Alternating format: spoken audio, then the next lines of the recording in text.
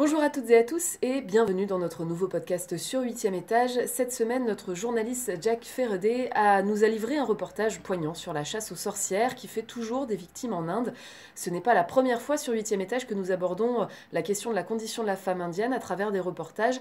Et pour en parler avec nous aujourd'hui, Caroline Michon, anthropologue au Centre d'études de l'Inde et de l'Asie du Sud. Caroline Michon, bonjour. Bonjour. Alors, on en parle dans ce reportage de la chasse aux sorcières notamment, mais on a aussi entendu parler de viols collectifs, mais aussi de femmes victimes de jets d'acide de la part d'hommes ou de leur mari. Pourquoi finalement la femme est-elle si mal considérée en Inde? Alors, tout d'abord, je me permettrais de privilégier en fait le pluriel au singulier pour parler des femmes et non pas de la femme, puisque à l'image en fait de toutes les sociétés, il n'existe pas une identité femme, mais il y en a plusieurs. Alors, pour comprendre le statut des femmes et les violences qu'elles subissent, je pense qu'il est important de prendre en compte les variables qui vont faire l'identité, c'est-à-dire la classe, l'appartenance ethnique, culturelle et la caste en ce qui concerne l'Inde. Alors, c'est une question d'une grande complexité, en fait, le statut des femmes en Inde. Et je pense qu'il faut, pour comprendre ce statut, aborder plusieurs points. Le premier est le fait que la société indienne est une société patriarcale, c'est-à-dire, j'emprunte ici donc les termes de Kamla Basin, qui est une chercheuse et militante féministe très connue en Inde. Le patriarcat fait référence à la domination masculine, aux relations de pouvoir dans lesquelles les hommes dominent les femmes. Alors c'est un terme qui permet de caractériser un système où les femmes ont une position de subalterne. Alors, ce patriarcat, ce système, il n'est pas unique à l'Inde. Alors, comme on peut le voir dans de très nombreux pays, des féministes se sont insurgées et luttent actuellement contre ce système, mais il prend des formes différentes selon les sociétés, selon les périodes de l'histoire et au sein même des sociétés. Donc, ce que on pourrait appeler au sein des classes sociales, le patriarcat ne prend pas les mêmes formes. Alors, en ce qui concerne l'Inde, ce patriarcat, il s'accompagne d'une très grande dévalorisation des femmes. Alors, cette dévalorisation des femmes, elle va se traduire par plusieurs points, elle prend plusieurs formes. La première, et on en a quand même beaucoup parlé, c'est la pratique de l'avortement sélectif, ou ce qu'on appelle les féticides. C'est une pratique qui a été dénoncée depuis les années 90, notamment par Amartya Sen, avec le terme de missing woman. Alors, qu'est-ce que c'est l'avortement sélectif? C'est le fait que ça entraîne un déséquilibre démographique entre population masculine et population féminine. Alors, c'est-à-dire qu'il y a moins de femmes que d'hommes. Justement, ce qui pousse, je me permets de vous interrompre, ce qui pousse aussi à ça, c'était aussi la question que le fait d'avoir une fille on va dire, ne les arrange pas, j'utilise des guillemets, notamment pour la question de la dot. En l'occurrence, une fille, ça coûte cher en fait. Voilà, j'y venais justement. Euh, cette préférence des garçons, euh, elle s'explique de plusieurs manières. La première, avant de parler de la dot, c'est le fait que les hommes, les garçons, sont considérés comme ayant un rôle fondamental dans la perpétuation de la lignée. Donc, c'est-à-dire qu'ils portent le nom de la famille, ils vont soutenir les parents à la fin de leur vie, ils accomplissent les rites funéraires, et on voit que les questions d'héritage aussi sont très importantes, puisque majoritairement, malgré les lois, ce sont les garçons, les hommes de la famille qui vont hériter. Alors à cela, évidemment, s'ajoute la pratique de la dot. Alors la dot, qu'est-ce que c'est? C'est le bien, les biens matériels et pécuniers qu'apporte la femme lorsqu'elle se marie. Alors le problème principal avec la dot, donc il y a une monétarisation accrue des relations qui fait que les parents, les familles de la mariée vont s'endetter toute leur vie. Donc ça commence à la naissance de la fille, ils vont préparer son mariage à venir. Et cette dot elle coûte de plus en plus cher. Elle prend aujourd'hui la forme de dons matériels, donc qui peut être des télévisions, des scooters, des voitures, et des dons pécuniers également. Et en fait, les demandes des familles sont de plus en plus importantes. Donc oui, en effet, les femmes sont considérées en quelque sorte comme des fardeaux pour leur famille, puisqu'ils doivent préparer son mariage et sa dot. Et ensuite, elle quittera la famille. Elle ne portera plus le nom de la famille et dans certains endroits, elle n'aura plus de contact avec sa famille. le problème également, c'est qu'en fait, la dot s'accompagne de violences. C'est-à-dire que ce qu'on nomme les meurtres ou violences liées à la dot. Ces violences, c'est-à-dire que la famille du marié, et parfois le marié, vont faire pression sur la famille de leur épouse pour avoir plus de dot. C'est-à-dire pas seulement au moment du mariage, mais également par la suite. Donc cette pression qui prend la forme de mauvais traitements physiques et psychologiques va jusqu'au meurtre, ce qu'on appelle les dowry murders, c'est-à-dire les meurtres liés à la dot, qui la plupart du temps sont cachés et sont dénoncés sous forme de suicide ou d'accident domestique, c'est-à-dire que l'épouse a pris feu en préparant la cuisine. Voilà. Donc ça, il faut savoir que cette pratique et ces violences sont dénoncées depuis très très longtemps en Inde, puisque déjà dans les années 80, 70-80, de très fortes mobilisations vont avoir lieu dans les villes et dans les campagnes pour dénoncer cette pratique et les conséquences funestes pour les femmes. Vous l'avez dit également, une des caractéristiques de l'Inde, c'est notamment ce système de caste. On en compte quatre. Alors il y a cette cinquième caste qu'on connaît peut-être plus en Europe, c'est celle des intouchables en l'occurrence. Est-ce qu'aussi, selon la caste, on peut noter une différence dans la condition des femmes? Alors évidemment, ce système de hiérarchisation qu'on appelle caste, il a de très très fortes répercussions sur les femmes. Donc, comme vous venez de le citer, les intouchables, ce qu'on appelle les Dalits, les femmes issues de ces communautés sont confrontées à très nombreuses violences, donc à la fois au sein des communautés, mais également en dehors de la part d'autres castes. Ces violences qui prennent très souvent la forme, donc, bien sûr, de violences psychologiques, mais aussi de violences sexuelles, c'est une forme de violence symbolique, donc qui est liée à la condition de ces femmes. Elles sont considérées comme n'ayant pas de droits, ou très peu, et à la libre disposition des autres castes, puisqu'il faut savoir que les Dalits sont ce qu'on appelle les hors-castes, c'est-à-dire qu'ils vont effectuer toutes les tâches que l'on considère comme impures.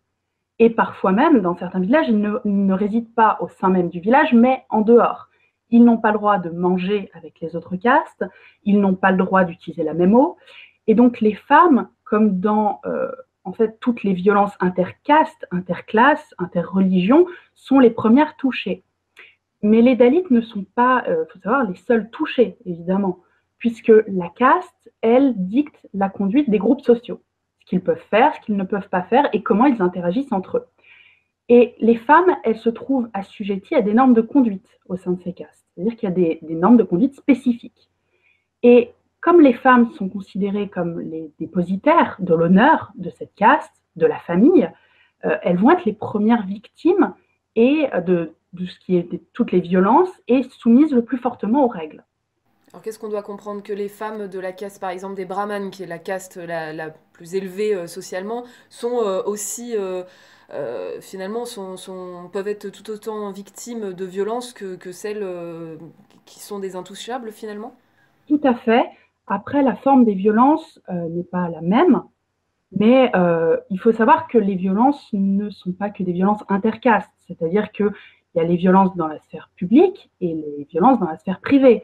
Donc, c'est un mélange de règles qui font que toutes les femmes peuvent être touchées par des violences, mais il y a des caractéristiques différentes selon la caste et selon la classe également, selon également si c'est en milieu urbain ou milieu rural. Il faut savoir qu'il y a une très grande différence entre les différents milieux et que toutes ces caractéristiques vont se conjuguer et donner lieu donc à des violences et à un positionnement social donc inférieur ou voilà. Mais c'est vrai que on dénonce énormément les violences à l'encontre des femmes Dalits parce qu'il y en a énormément. Alors on a tendance à plus médiatiser les violences qui vont avoir lieu dans les villes et à l'encontre d'une classe moyenne. Mais il faut savoir que les violences dans les campagnes et partout en Inde, et notamment à l'encontre des femmes Dalits, sont très très fortes.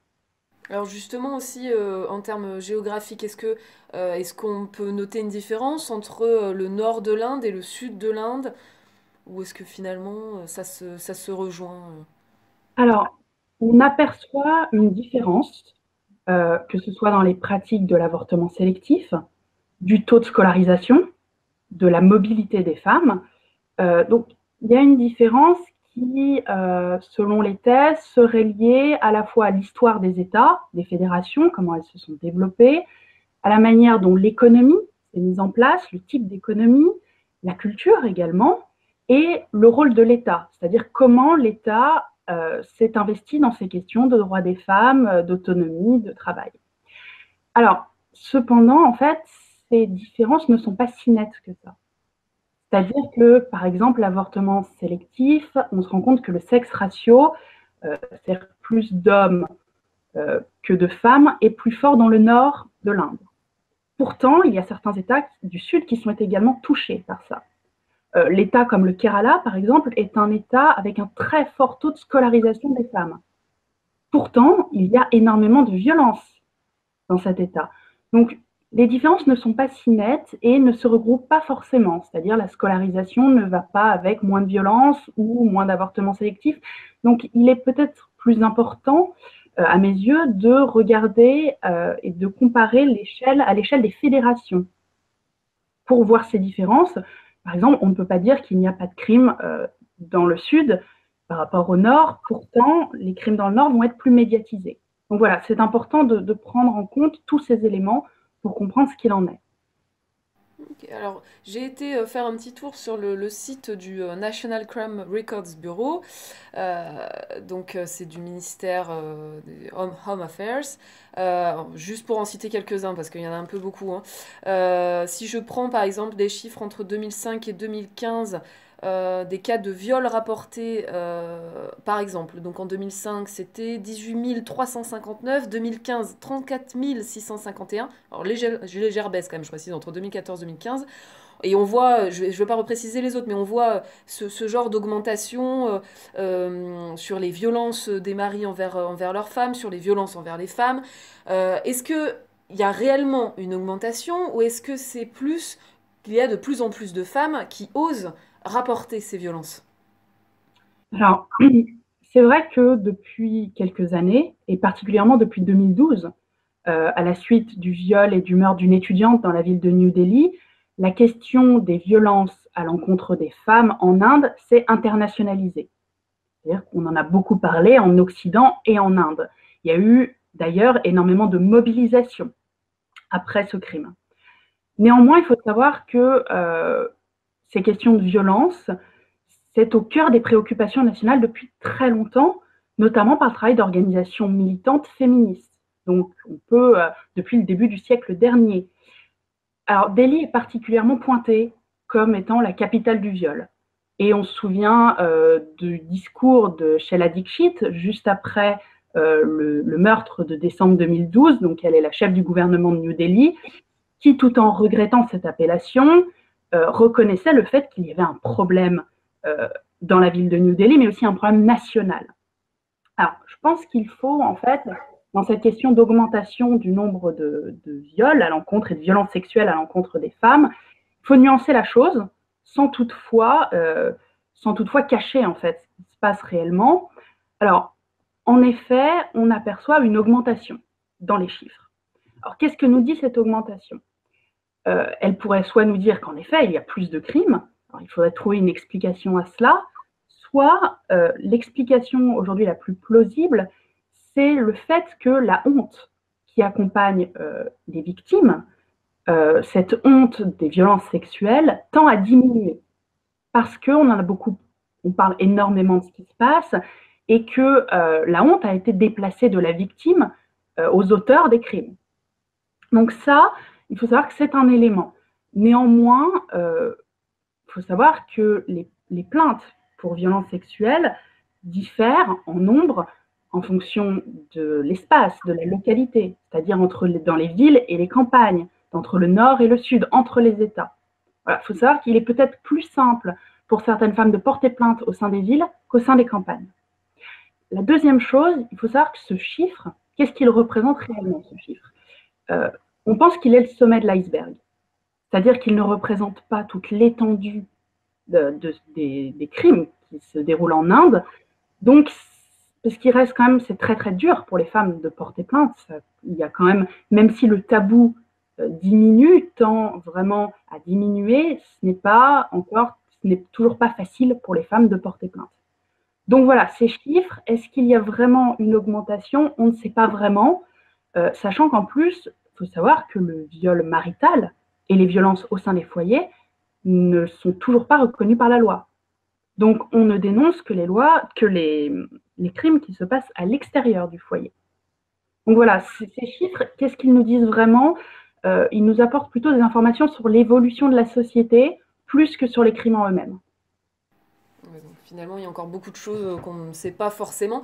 Et là, alors, quelque chose qui a fait, dont on a beaucoup entendu parler ces derniers jours, parce que ça a provoqué pour le coup un tollé.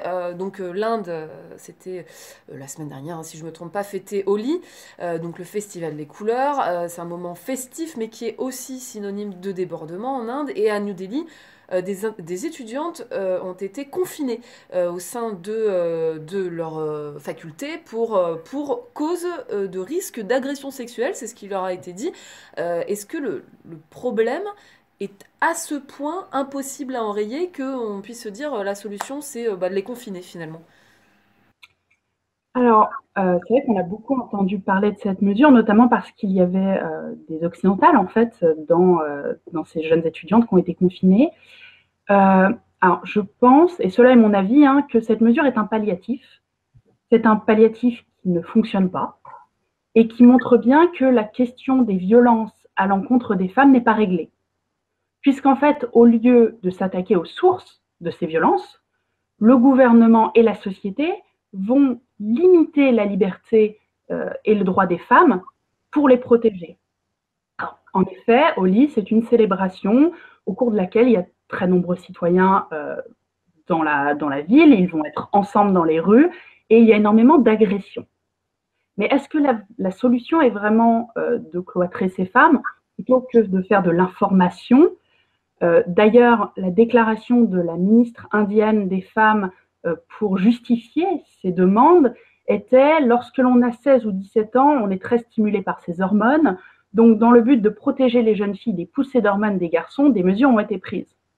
Donc, ça montre bien qu'en fait, on est dans une dynamique de protection et non pas d'égalité. Et non pas, en fait, on n'essaye pas de changer les choses, on met des palliatifs. Et ça, c'est un problème, en effet.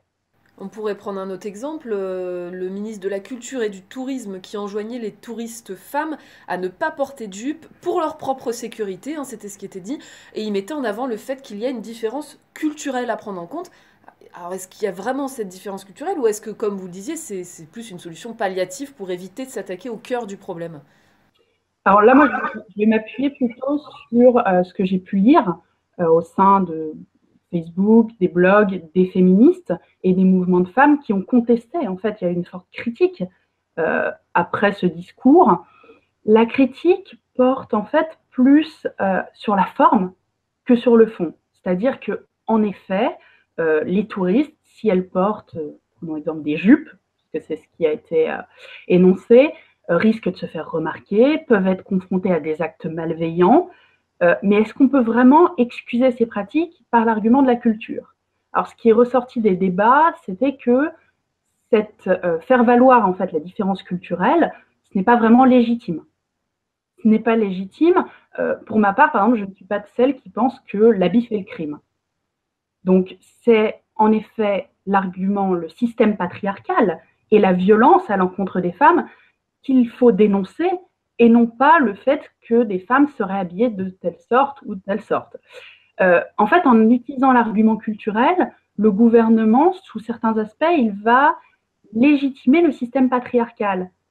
Donc voilà, les critiques portaient vraiment sur la forme, voilà, prévenir les touristes qu'il peut y avoir des problèmes en effet, mais utiliser l'argument culturel, cela a vraiment provoqué des débats au sein des milieux féministes. Ouais, bon, puis finalement, cet argument de l'habit fait le crime, on l'entend pas qu'en Inde, hein, en soi.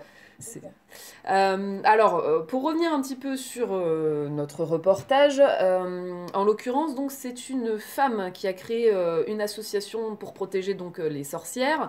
Est-ce que, puisque vous travaillez en particulier sur cette question, est-ce que l'on voit fleurir de plus en plus de mouvements féministes en Inde?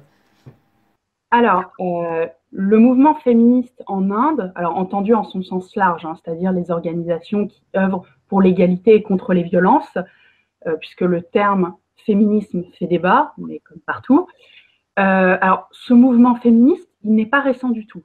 Et son histoire, en fait écho à la nôtre. C'est-à-dire que les premières mobilisations, elles se situent au début du siècle dernier, au XXe siècle. Euh, et ce mouvement, il a connu plusieurs phases. Donc, une première qui coïncide avec les luttes nationalistes pour l'indépendance, une seconde dans les années 70, où les demandes portent autour, en fait, d'une législation où l'on dénonce les crimes liés à la dot et les violences à l'encontre des femmes. Et ce mouvement a toujours été très fort. Il y a énormément d'organisations, donc ce n'est pas récent. Cependant, ce qui est récent, c'est qu'à partir des années 90, de plus en plus d'ONG et d'organisations internationales se sont implantées dans le paysage militant de ce qu'on appelle l'espace de la cause des femmes. Donc, en effet, il y a peut-être plus d'organisations, mais ce n'est certainement pas un phénomène nouveau. Nous, on a entendu parler il y a quelques années, notamment, c'était du gang des Sari Roses. Est-ce que, alors c'était un groupe, hein, je le rappelle du coup, un groupe de femmes de l'Uttar Pradesh dans le nord de l'Inde, qui donc défendait les droits des femmes ou défendait les femmes bafouées. Et est-ce que ce groupe finalement a autant de résonance que ce que les médias lui ont prêté finalement à une époque? Alors, ce mouvement, en effet, il est assez connu en Occident et en Europe du fait d'ouvrages qui ont été écrits sur ce mouvement. Il y a eu également des documentaires, plusieurs, je crois qu'il y en a eu deux ou trois. Alors, en plus, il est très connu puisque ce mouvement est un symbole. C'est-à-dire que des femmes vêtues de rose, armées de bâtons, qui sillonnent les villages d'Uttar Pradesh avec à leur tête Sampat Pal Devi, donc qui est une femme appartenant aux basses castes.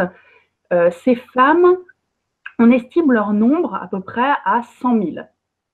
Alors, il faut savoir qu'il faut relativiser ce nombre puisque le nombre de femmes actives donc, qui sillonnent les villages est quand même beaucoup plus restreint.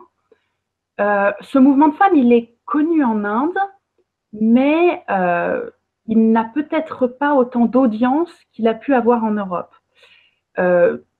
Aujourd'hui, on en entend un petit peu parler en Inde, notamment en 2012. Il y a eu un film qui s'appelait Gulabi Gang, qui est sorti en Inde, mais en fait, ce mouvement fait partie d'un mouvement global. C'est-à-dire qu'il y a énormément d'organisations féministes en Inde, il y a énormément d'initiatives pour défendre et protéger les femmes, sachant que ce gang est aussi un groupe d'autodéfense.